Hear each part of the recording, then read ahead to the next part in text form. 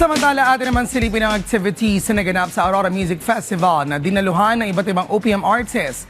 Alamin natin yan sa report ni MJ Perenya. Sinulit ng maraming music fans ang 2-day concert sa Aurora Music Festival na ginanap sa Clark Global City, Pampanga.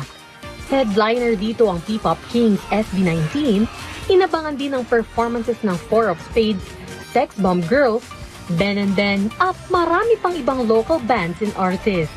Pinakaabang ko talaga dito sa Aurora Music Festival. At syempre yung aking idol na SB19. So 5-year-old fan na po ako. And from Candelaria, Quezon.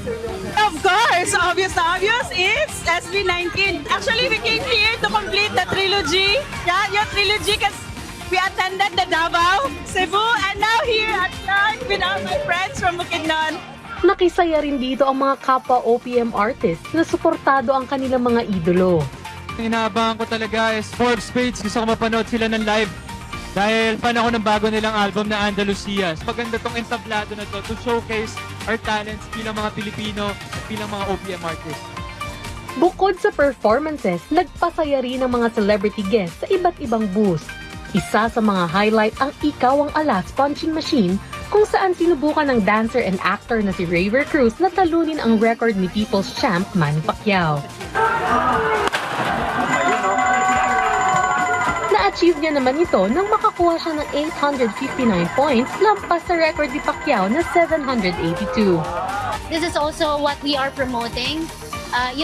Bilang isang competitive player, and you have to learn discipline as well. Competitiveness is related to sports as well, right? So this is also the reason why Sir Manny is very perfect for our brand. So, and apart from that, a lot of Filipinos are into fitness as well.